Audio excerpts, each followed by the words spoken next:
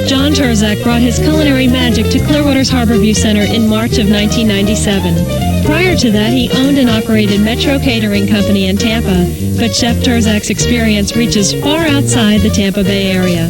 He was executive chef at the American Stanhope Hotel on 5th Avenue in New York, and Gordon's, one of Chicago Magazine's top 10 restaurants in the Windy City. He owned 5 restaurants in Chicago. Among them, Turzak's, Chameleon, Ketchup, and Tamales. He's also consulted for top-rated restaurants in Florida, Virginia, Chicago, and New York.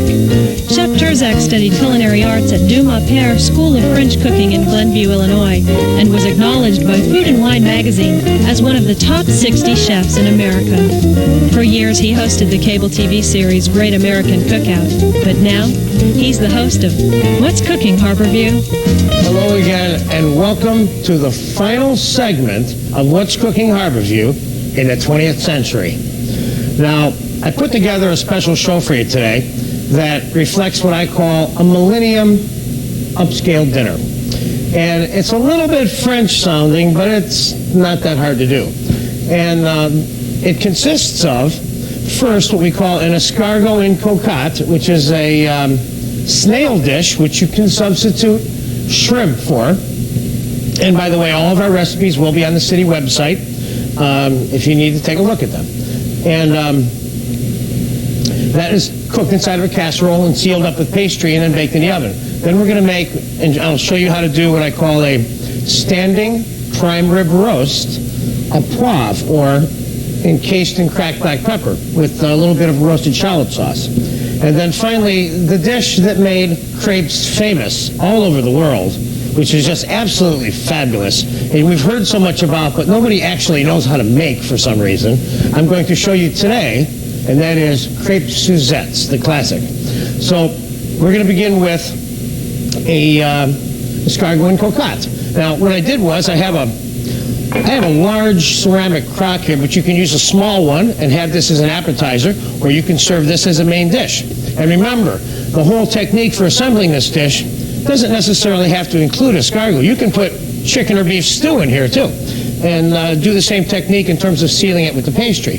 So we're going to start out by putting, say, maybe a dozen, 15 escargot. We're going to pretend this is either an appetizer for 2 that's shared, or an entree for 1. And if you wanted to do them individually, of course, like I said, just use the smaller container. Then we're going to put a little bit of tomato that I seasoned and cooked in a little bit of white wine and garlic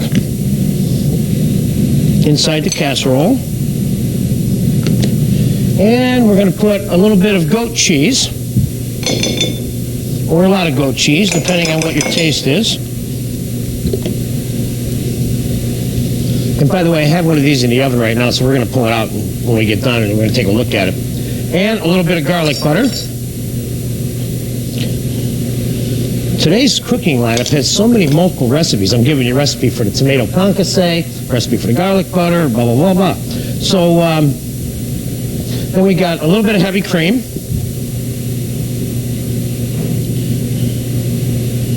And you can put a little bit of brown beef or chicken stock or sauce in here too if you want. Depends how much body you want this to be. If you're gonna eat this with a lot of bread, you might want it juicy and not so saucy, you know. And then we'll put a little bit of parsley in here, and a little bit of pepper, and a little bit of salt. Now we could put roasted shallots or scallions or sausage or diced up ham. We could put all kinds of ingredients in here. So this is a good concept that I'm teaching you today. Even if you don't specifically like snails, you can always change it up to meet your own special needs. Now what I'm going to do is I'm going to take a sheet of commercially bought puff pastry, which you can buy in the store. Every freezer section in all of our big supermarkets down here have puff pastry. And just the way it comes in a package, you might want to roll it out just a touch because it might be a little bit too thick. Then take the same size container that you have and just give yourself an extra inch all the way around it. Now, you're probably saying he's making this look awfully simple. That's because this is awfully simple and it's awfully elegant. Now, one of the things you can do, too, is you can make this item well in advance and put it in your refrigerator, then just bake it when you're ready, so you don't spend any time just before dinner doing it. Now, we're going to take a little egg wash, which I have, which is a couple of egg yolks and a tablespoon of cream and a tablespoon of cold water mixed together. We're going to seal the inside of the pastry with the egg wash. And you want to do this when your pastry's cold, because as the pastry has a lot of butter in it, as it starts to get warm, it gets hard to handle. Now you just seal up without stretching it now, because if you stretch the pastry when you put it over that, then when you bake it, it might unstretch and it might crack. So then we'll egg wash the top a little bit.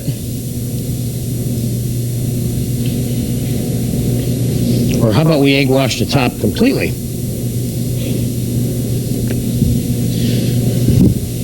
And seal it up. And you want to make sure that when you put your pastry over it, it's not sagging in too much. Now we're going to pop that in the oven. And I have the finished one right here,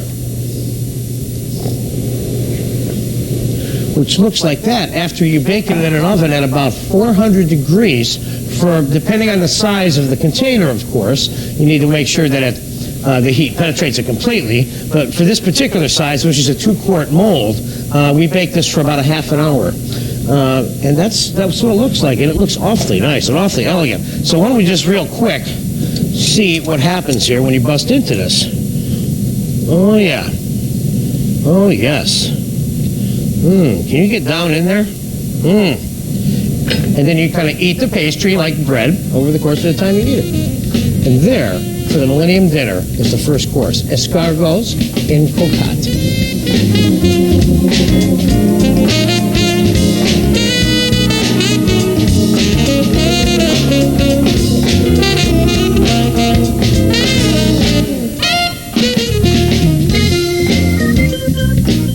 Okay, and now for the second course of what I hope will be your last meal of the entire 20th century is going to be the standing prime rib à poivre, or encrusted in pepper. Now what I did was, I went to the store and I bought myself a piece of rib that has a bone in it. That's very important, otherwise your roast cannot stand. Now remember, the purpose of a standing roast, whatever it happens to be, is so that it can be sliced and presented. And it has a little bit of presentation quality and value to it, the fact that it's standing. Okay? Now, what I would like to do when I eat a prime rib is I don't want to have too much fat on this here. And because we're going to be permeating the rib with the flavor of the pepper, you see, we don't necessarily have to cook it with all the fat on it, which is generally preferred. And then the fat is usually trimmed off after the roast. But because the pepper is going to be directly on the meat, when you serve it, well then you have to take the fat off first. Otherwise you'll have to trim all the pepper off when you're done. So let's take as much of this fat off as possible. Now, you just go to your butcher or your supermarket meat counter and you tell them you want a rib with the meat with the bone on. And I wouldn't go so far as to buy a prime piece of meat, which is probably almost double that of a choice. And choice would be good enough for this, I think. But then again, it is the last meal of the 20th century, so you might want to have that prime. Okay, now I'm going to mist it down with a little bit of olive oil.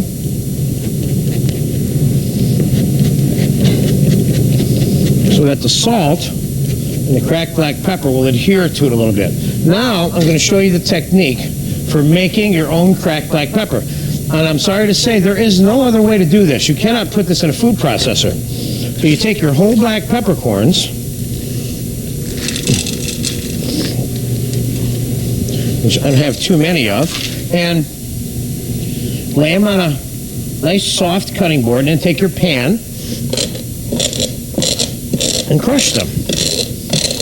And you want to make sure you get them all crushed, because if one of those things happens to land on a denture, it could break it, because they don't get that soft.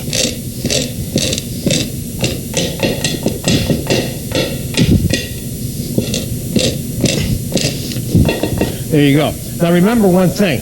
When we say we're encrusting it in black pepper, it doesn't mean the whole steak is going to be covered in pepper, just the outside. So just the outside perimeter of the slices will actually have the pepper on it, see? Alrighty, let's get rid of that. Now, I take my rib and I hit it with the salt.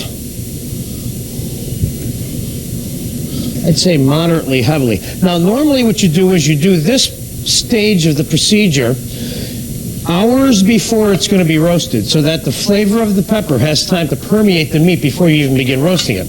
Now, you take your rib and you press it right into the pepper, like so.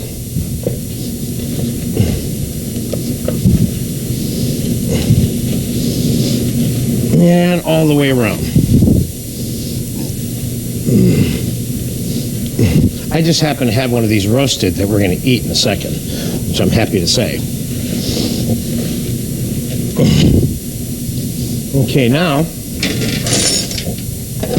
always put your roast on a rack. And the reason you're putting it on a rack, even if you have to makeshift the rack, you should.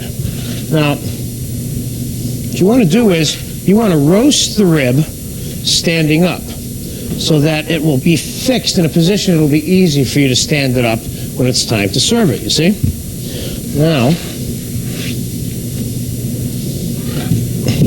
Nikki is going to throw that in the oven for us. And voila, ta-da, abracadabra. All right. Now, let me tell you what the procedure was for the roasting. What I did was I cooked this rib at 150 degrees for about 5 hours. Now, the reason I did that is so that, number one, I don't penetrate the roast too quickly with the heat, because if I do that, it has a tendency to make the juices run out of it. And the other thing that it does to cook it that slow, at that low a temperature, is it allows the entire piece of meat to be one temperature, rather than the outside to be medium and 1/3 of the way in to be medium rare, and then the very middle to be, say, rare. You don't want that. You want it to be the same temperature all the way through. Now, what I would recommend for presenting it is just take your roast and put it on whatever tray or cutting board. You may have a little cart with a cutting board on it, which is great. And what I did was I made a little combination of roasted shallots with some brown juice, which I sauteed and roasted in the oven for about 1.5 hours till they were nice and tender, which is what this is here. So it's a way of kind of making the sauce and an adjoining vegetable to go with it all at the same time. What I would do is just spoon this all the way around it. If someone gave me this for New Year's Eve this year, I'd be thrilled. But no one will, I guarantee you. I'm going to be busy making dinner for all kinds of people, though, probably. This is looking nice. Nice and juicy. So like I said, I took a little bit of brown stock, and you can either buy canned brown stock or make your own out of some roasted bones. That looks nice. Nice, nice, nice. And then what we do is we put a little bit of some kind of little shrubbery on there, as I call it, for decoration. Either some parsley or some watercress or both. And I got a little bit of a heart of lettuce here. I'll take a little piece of that. Put that in there too. Nice, nice, nice. Maybe some roasted cherry tomatoes. Might be a good addition to that. Now, what I would do is I'd take it up to the table and I'd ask the person who's going to eat it, would you like it with the bone or without, you see? And if they want it with the bone, all I got to do is just make sure I cut in between the bones there, see? And that's the reason why you have a standing rib roast, so that you can present it like so. Wow, that looks good. Part 2, in the last meal of the 20th century. I'll be right back with the Crepe Suzettes.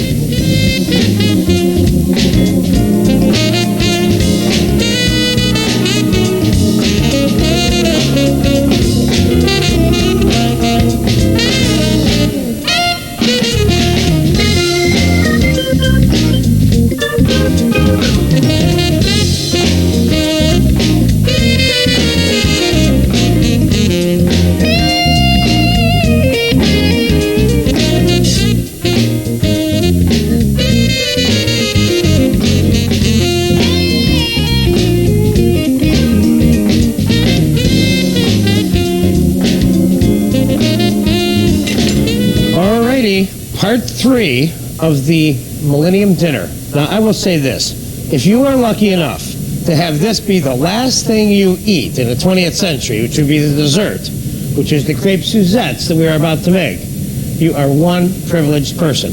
Now, what I did was I made a crepe batter out of the ingredients that are listed right here in front of you now. And I took all those ingredients and I mixed them together and then I strained them.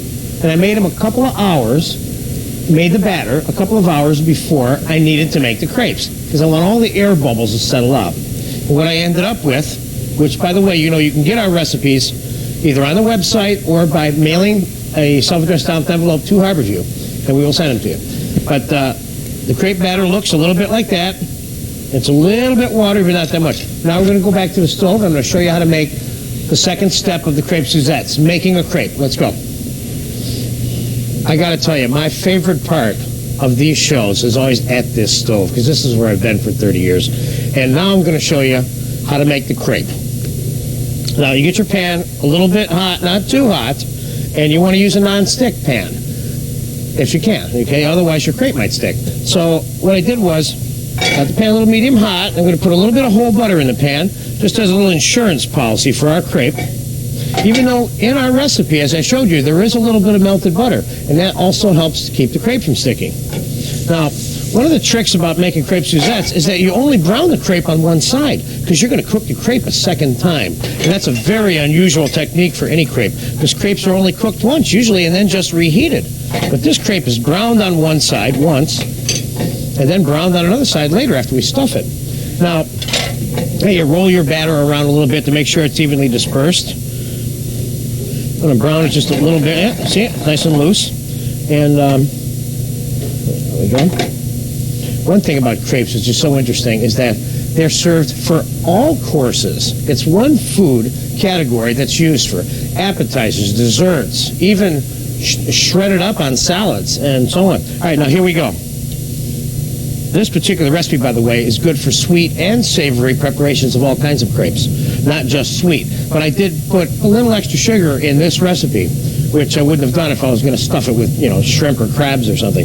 Okay, now we're going to turn that crepe over. It's brown on one side. Now we're going to take the crepe back over to the table right now, and I'll show you how to stuff it. Let's go. All right. Now, the crepe, you want to let it cool, but you'll notice that when I turned it over, I only let it stay in the pan long enough to brown just the one side. I turned it over just enough to cook it a little bit so it wasn't raw, but I want to keep one side unbrowned because we're going to be browning that side in the pan in a minute. You see? Now, while that's cooling, let's do this here. We'll take the base mixture for the crepe Suzette, and the recipe is right in front of you now, okay, for this particular mixture. And that is, you want to do a 1/4 pound of butter,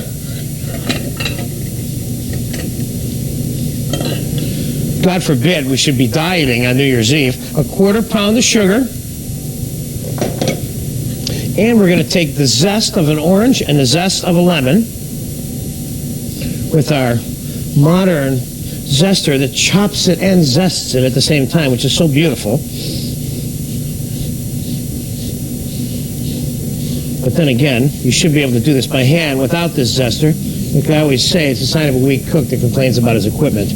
But let's get the orange zest and the lemon zest quickly into the sugar and the butter. This is the key ingredient to the mixture in terms of the flavoring for the Suzette mix.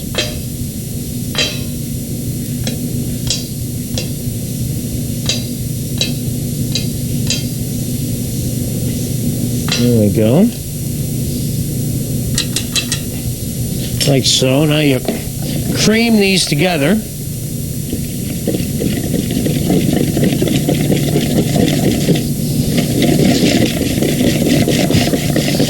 You can also use a wooden spoon for this if you want. Try not to get too much of it on the cutting board if you can avoid that. There we go.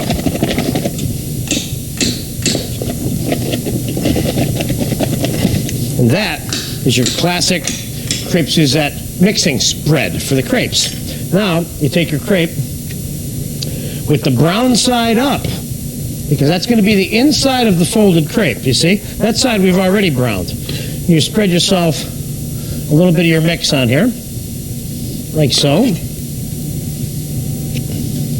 Then you fold up the crepe like a little envelope, like that. And I made 3 of them a little earlier, so we wouldn't have to sit here and bore you with all this folding and stuffing.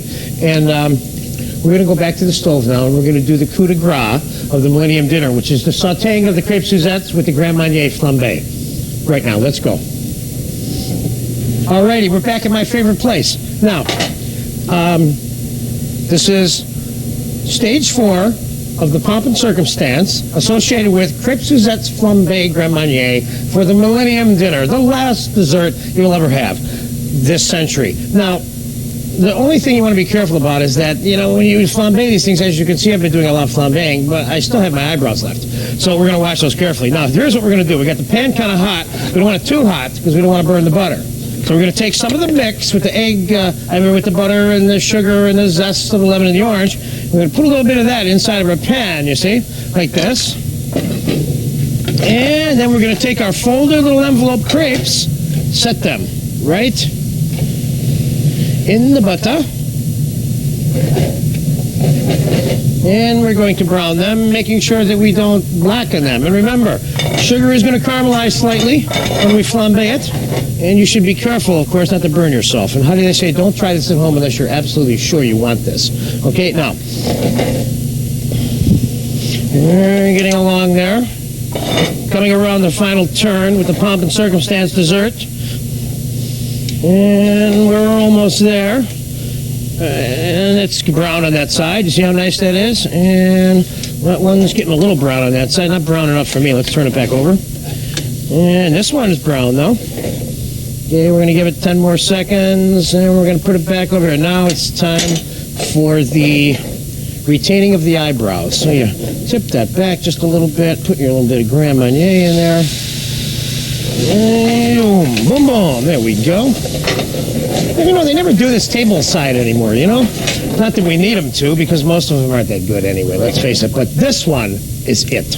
This is the one you want. Now you flame off the cognac just a little bit, and you transfer it to, let's cook it just a little touch more, because you want to crisp it up just a touch on the bottom, because the flame of the Grand Marnier caramelizes the sugar and makes little crispy edges around the sides of the crepe, which is part of the whole experience of Crepe Suzette. Without that, you don't have it. So,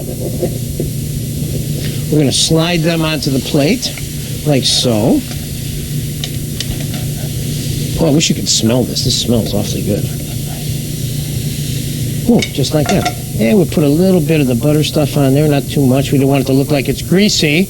All right, now we're going to go back to the table, and we're going to finish this off with a little bit of whipped cream, some fresh strawberries, and powdered sugar, and you're going to have it all right now. They're already looking good, and we haven't even got ready to really finish them off and eat them. By the way, keep in mind that the folded envelopes can be made a few hours ahead, so it only takes 2 or 3 minutes to make the dish when it's time to serve it, which makes it extra special because you can spend your time with your guests. Now, what I'm going to do is put a little unsweetened whipped cream on here because there's enough sugar in this dish already, and this will make the cream a little more refreshing, you see? So we're just going to put a little glob of whipped cream on there, like that. And I just thought we'd throw a couple of strawberries on there for garnish. Yeah, that helps it out a little bit. And we'll dust it with a little bit of powdered sugar. And there you have pomp and circumstance Crepe Suzettes for the Millennium New Year's Eve dessert. Now, I have a little bonus for you today. We made a gingerbread house, and I'm going to kind of show it to you and go over it with you in a second. But for right now, just feast your eyes on this. And if you get a chance, make this. You're going to love it. Be right back.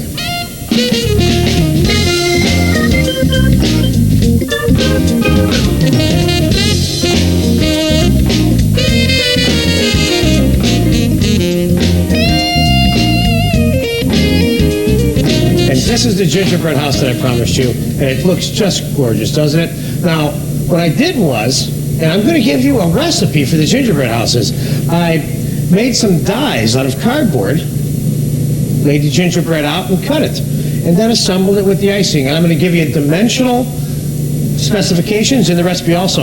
And we have with us the person who constructed this, which is Joanne, is one of the cooks at Harborview, which decorated this and made it for us today. Thank you very much, Joanne. You're welcome. And we at Harborview, by the way, in the last year have been so appreciative of the support that you've given our show that Nikki, one of our cooks, and Joanne and Miguel would all like to say thank you for supporting us and watching our show. And we have something to rehearse that we want to do, and it is, are you ready? 1, 2, 3. Have a happy new century! Yes, thank you very much, and have a great year.